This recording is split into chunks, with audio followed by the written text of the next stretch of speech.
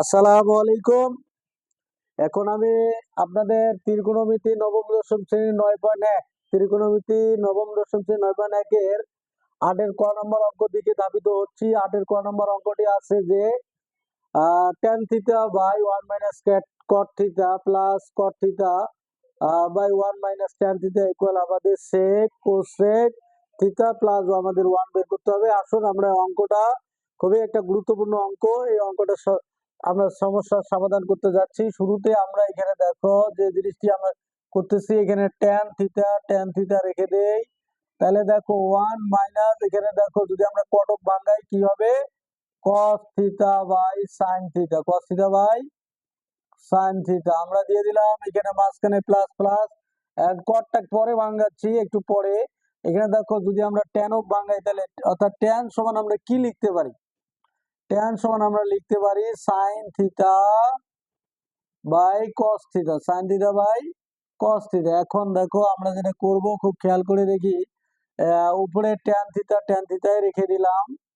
তাহলে আমরা জানি 1 এর নিচে কোনো সংখ্যা নেই, মানে 1 আছে, তো 1 আর sin থিটা লসাগু করলে কি হবে, sin থিটাই হবে। কি হবে, sin থিটা। মনের 1 দিয়ে যদি sin থিটাকে বাদ দিয়ে কি হবে, sin থিটা 1 এর সাথে গুণ করলে sin থিটাকে sin থিটা, মাঝখানে কি আছে মাইনাস চিহ্ন আমরা দিয়ে দিলাম। এখন sin থিটা বাদ দিলে কি হবে 1 আর cos থিটা দেখো গুণ করলে cos থিটাকে cos থিটা।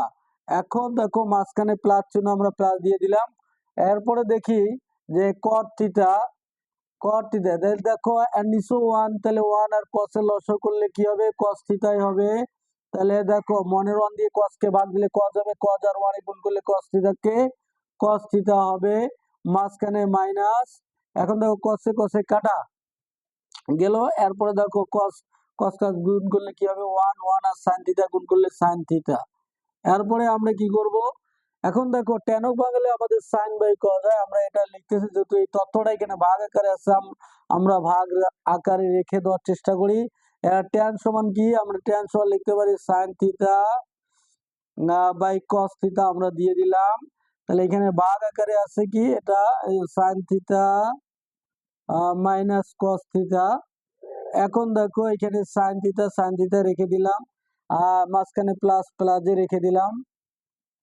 কটক যদি কটটাকে কট সমান আমরা লিখতে পারি কি cos theta by sin theta, cos theta by sin theta দিয়ে দিলাম। মাঝখানে কি আছে ভাগ আছে, আমরা ভাগটাও দিয়ে দিলাম। এখন দেখো এটা কি করলাম যে cos থিটা দিয়ে দিলাম, মাঝখানে আমাদের এখানে মাইনাস sin থিটা দিয়ে দিলাম বাই cos থিটা। এরপরে যে জিনিসটি আমরা খেয়াল করব যে ভাগ আছে, ভাগ চিহ্নটাকে যদি আমরা পরিবর্তন করে দেই তাহলে আমাদের কি করতে হবে, গুণ করে দিতে হবে। কি করতে হবে, গুণ করে দিতে হবে। এখানে cos থিটা ভাগটাকে আমরা চেঞ্জ করে দিলাম, তাহলে গুণ করে দিলাম। তাহলে আমরা জানি নিচের সংখ্যাটি উপরে, উপরের সংখ্যাটি নিচে, অর্থাৎ sin থিটা মাইনাস এনে cos থিটা। এখন এখানে মাঝখানে প্লাস, আবার যদি একই ভাবে এটাকে সাইনটাকে চেঞ্জ করে দেই তাহলে কি হয়ে আসতেছে sin থিটা।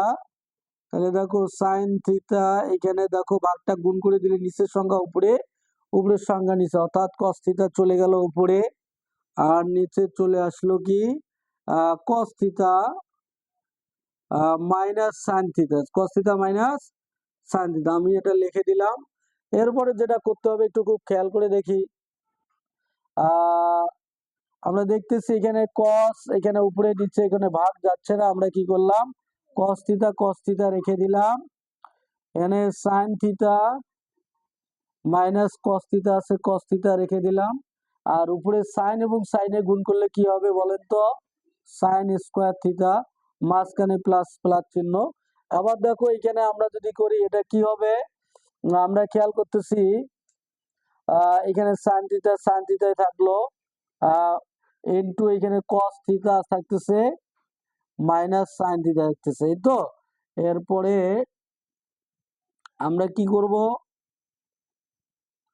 এরপর দেখো cos আর cos গুণ করব, cos গুণ করলে কি হবে cos square theta, cos square কি হবে, তাহলে cos স্কয়ার থিটা। এরপরে যে কাজটি আমি করব। দেখো এখানে উপরে যা আছে, আমাদের যদি আমরা লসাগু করতে যাই তাহলে আমরা দেখতেছি আমাদের এখানে sine theta minus cos theta আছে। খুব খেয়াল করতে এই কথাটি বুঝতে হবে, sine theta minus cos theta আছে, cos theta minus sine theta. আমরা এই দুটাকে একই রকম তৈরি করব। দেখি সবাই দেখেন, এখানে দেখো সাইন স্কোয়ার থিটা আর নিচে থাকতেছে কস থিটা ইন্টু এখানে sine theta minus cos theta. এখন আমি এটা লিখে দিলাম, আর এখানে প্লাস আছে, প্লাসটাই দিয়ে দেই। তাহলে উপরে এখানে কি থাকতেছে, কজ স্কোয়ার, কজ স্কোয়ার থাকতেছে, আমি কজ স্কোয়ারে দিয়ে দিলাম। এরপরে এখানে কি থাকতেছে, সাইন থিটা, আমি সাইন থিটা দিয়ে দিলাম। এখন দেখো যদি আমরা চেঞ্জ করি, এখানে মাইনাস সাইন থিটাটাকে সামনে নিলাম, অর্থাৎ মাইনাস সাইন থিটা, তাহলে কি থাকতেছে প্লাস কস থিটা। আচ্ছা, তাহলে এরপরে আমরা যে কাজটি করব খুব খেয়াল করে দেখি, এখানে সাইন স্কোয়ার থিটা আমি এটা রেখে দিলাম, এখানে কস থিটা ইন্টু এখানে কি হচ্ছে sign theta minus cos theta আমি রেখে দিলাম। এরপরে দেখো আমরা কি করতেছি, সঙ্গে যদি মাইনাস সাইডে কমন নিয়ে নেই, অথবা আমরা একটা কাজ করতে পারি, কজ স্কোয়ার থিটা একটা লাইন বাড়িয়ে দেই সাইন থিটা বোঝানোর জন্য। এখানে ব্রাকেট মাইনাস সাইন যদি কমন নেই, তাহলে মাইনাসে মাইনাসে প্লাস হয়ে গেল, এই দেখো প্লাস সাইন থিটা মাইনাসে প্লাসে মাইনাস কস থিটা। আমরা এখন দেখি সেকেন্ড ব্র্যাকেট ক্লোজ করে দেই। এরপরে যে কাজটি করলাম খুব খেয়াল করে কথাগুলো বুঝতে হবে, সাইন স্কোয়ার থিটা আর নিচে cos theta into sign theta minus এখানে কস থিটা। অঙ্কটা একটু বিস্তারিত ভাবে করে দেওয়া হলো, খেয়াল রাখবেন।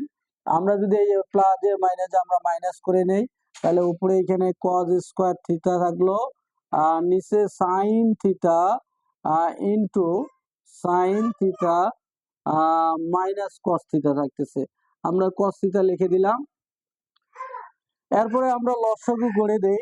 লসাগু করব কি, নিচের হরগুলো লসাগু করে দেখি, এখানে কস, এখানে কি কস আছে, নাই, আমরা কস থিটা দিয়ে দিলাম। এখানে সাইন থিটা এদিকে নাই, তবু আমরা সাইন থিটাকে দিয়ে দিলাম। এরপরে দেখো এখানে সাইন মাইনাস কস, এখানেও সাইন মাইনাস কস, আমরা একটা নিলাম সাইন মাইনাস এখানে কস থিটা। আমরা এরপরে খেয়াল করি যে এটা দিয়ে এটা ভাগ দিয়ে দিতে হবে, লসাগু করার পরে আমাদের এই হরে হরে ভাগ করতে হবে। এখানে কস কস কস কেটে গেল, এখানে সাইন মাইনাস কস থিটা কেটে গেল, শুধু সাইন থেকে সাইন আর সাইন স্কোয়ার যদি আমরা গুণ করি, সাইন কিপ, অর্থাৎ সাইন কিপ থিটা হয়ে গেল মাইনাস, মাঝখানে মাইনাস মাইনাস। আবার দেখি এটা এটা আমরা যদি ভাগ দিয়ে দিই, এটা কেটে গেল, আর সাইন কেটে থাকি কস, কস উপরে সব গুণ করলে কস স্কয়ার, আর কস গুণ করলে কস কিউব থিটা। এখন দেখো একটা জিনিস খেয়াল করে দেখি যে এটা হচ্ছে এ, যদি সাইনটাকে আমরা এ মনে করি, তাহলে এ কিউব মাইনাস বি কিউব, আর এ কিউব মাইনাস বি কিউব সমান আমরা লিখতে পারবো কি, এ minus B into A square plus A B plus B square. অর্থাৎ আমরা উৎপাদকের বিশ্লেষণের সূত্রটি প্রয়োগ করতে পারি। একটু খুব খেয়াল করে কথাগুলো শোনার চেষ্টা করি। এরপরে দেখি আমরা কি করতেছি, নিচে কস থিটা রেখে দিলাম ইন্টু সাইন থিটা, একটু জুম করে আপনাদের দেখতে হবে, sine theta minus cos theta. এরপরে আমরা যেটা করব, এ কিউব মাইনাস বি কিউব সমান আমরা লিখতে পারি এ মাইনাস বি ইন্টু এ স্কোয়ার, অর্থাৎ সাইনের উপরে স্কোয়ার গেল, সাইন বলতে আমরা মনে করেছি এ স্কোয়ার প্লাস এ বি, এ যেহেতু সাইন আমরা দিয়ে দিলাম, ইন্টু বি যেহেতু আমাদের কস, কস দিয়ে দিলাম, প্লাস কস স্কোয়ার থিটা। তাহলে আমরা কি করবো, দেখতেছি সাইন মাইনাস কস, এই দুটা উপরে নিচে একই ক্যান্সেল হয়ে গেল, আমাদের নিচে কি থাকতেছে শুধু cos theta into sine theta. এখন দেখো আমরা এখানে একটু কাজ করে নেই, যে সাইন স্কোয়ার থিটা যোগ কজ স্কোয়ার থিটা, এটা সামনে নিয়ে আসি তাহলে আমাদের 1 হয়। আর সামনে নিয়ে আসলে কি হবে 1, তাহলে সাইন স্কোয়ার থিটা যোগ কজ স্কোয়ার সূত্র হলো 1 সমান আমরা 1 লিখতে পারি। আর এখানে sine theta into cos theta আমি এটা দিয়ে দিলাম। এরপরে দেখো যে বিষয়টি খেয়াল করব যে 1 এর সাথেও কস minus cos theta into sine theta 1 এর সাথে আছে, আবার দুইটার সাথে ভাগ হয়ে যাচ্ছে। আমরা একটু আলাদা করে দেই যে 1 বাই এখানে দেখো cos theta into sine theta, আর এখানে কি থাকতেছে আমরা এটা একসঙ্গে আলাদা করে দিই, দুইটার সাথে থাকবে।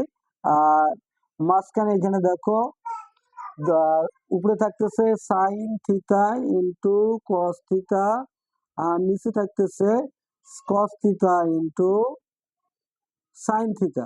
তাহলে আমরা খেয়াল করি যে 1 বাই কস, যেহেতু 1টা আমি একসঙ্গে এখানে কাজটা আবার ভেঙে ভেঙে নিতে পারতাম, একসঙ্গে করে দিলাম যে 1 বাই কস সমান আমরা লিখতে পারি কি বলেন তো সেক থিটা, আর 1 বাই সাইন থিটা সমান আমরা লিখতে পারি কি কোসেক থিটা।